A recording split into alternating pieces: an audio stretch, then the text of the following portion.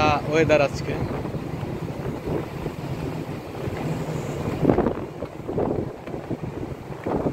এটা হচ্ছে শিপের ডান সাইড, যেটাকে স্টারবোর্ড বলা হয় সাধারণত।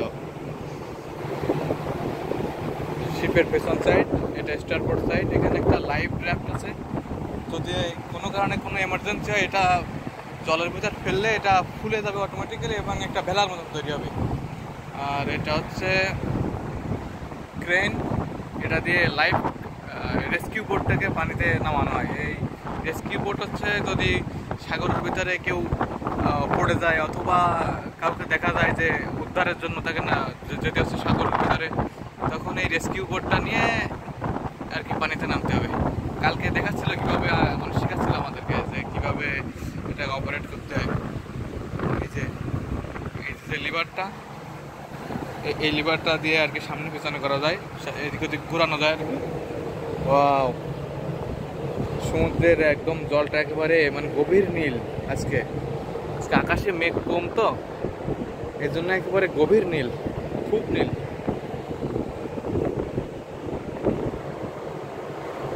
অস্ট্রেলিয়ার প্রায় কাছাকাছি আমরা, কালকের ভিতরে পৌঁছে যাব।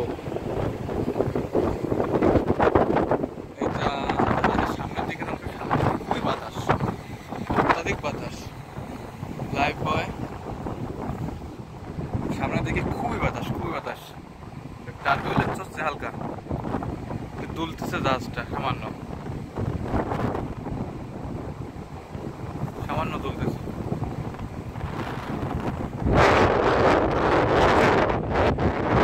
খুব বাতাস এখানে।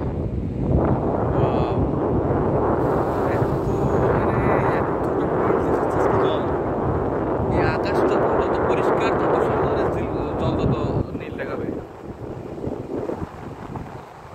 একটা ক্রেন বাংকারিং এর জন্য, বাংকারিং মানে হচ্ছে জাহাজের যে ফুয়েল জ্বালানি তেল নেওয়া হয়, এটাকে বাংকারিং প্রসেস বলা হয়। এই এই যে জায়গাটা দিয়ে, এটা দিয়ে এখান থেকে আর কি বাংকারিং করা হয়, এখান থেকে তেল ঢুকানো হয়। আর এইটা ক্রেন দিয়ে ওই পাইপ অনেক হেভি, যে বাংকার বা ছোটো যে জাহাজগুলো আছে তেলেবাহী, ওইটা থেকে যে পাইপটা এখানে কানেকশন করার জন্য এই ক্রেনগুলো সাধারণত ইউজ করা হয়। ওই পাশে আরেকটা আছে পোর্ট সাইডে, এটা ডান সাইডকে বলা হয় স্টারবোর্ড সাইড এবং বা সাইডকে পোর্ট সাইড বলা হয়।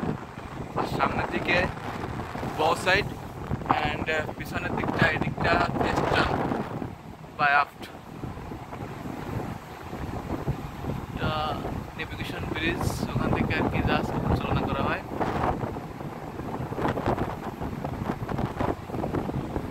প্রভিশন ক্রেন,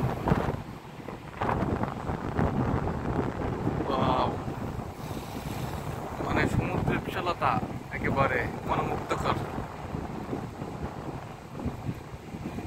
আজকে কোনো জাহাজ দেখা যাচ্ছে না, দূর দূরে কোনো জাহাজ নেই। আমরা অস্ট্রেলিয়ার প্রায় কাছাকাছি চলে আসছি। ও দূরে একটা কার্গো হোল্ড, এখন খালি আমাদের খালি ব্যালাস্ট আছে। যে ওখান থেকে নাগরিক লোহাগুলো সংগ্রহ করা হবে আর চায়নার উদ্দেশ্যে যাবো অস্ট্রেলিয়া থেকে। Wow,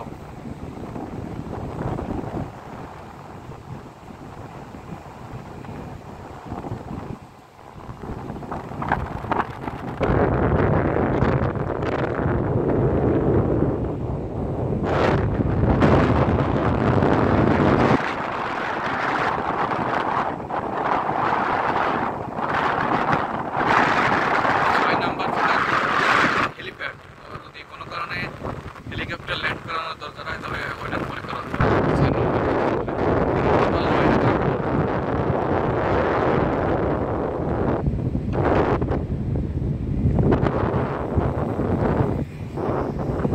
accommodation area. This is the accommodation area.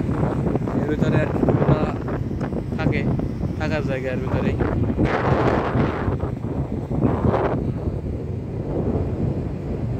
অনেক সুন্দর আবহাওয়া আজকে, সামান্য ঢেউ আছে, ঢেউ ভাঙতেছে হালকা হালকা। জাহাজটা সামান্য পিচিং হচ্ছে, সামনে পিছনে তুললে এটাকে বলা হয় পিচিং, আর সাইডে যখন তোলে ডানে পায় তখন রোলিং। রোলিং খুব একটা হচ্ছে না, পিচিং হচ্ছে হালকা।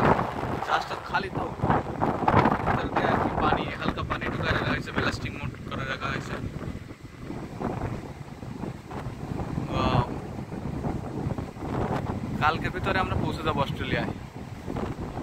অস্ট্রেলিয়ার পোর্ট ওয়ালকটে যাবো আমরা, ওখান থেকে আর কি লোডিং প্রসেস শুরু হবে। এই পোর্ট ওয়ালকটের দিকে একেবারে মানে জনবসতি একেবারেই কম। আমার যারা পরিচিত লোকজন দু একজন আছে অস্ট্রেলিয়ায়, তারা সব একেবারে 180 ডিগ্রি অপোজিট বিপরীত দিকে থাকে, তারা সিডনির এদিকে থাকে।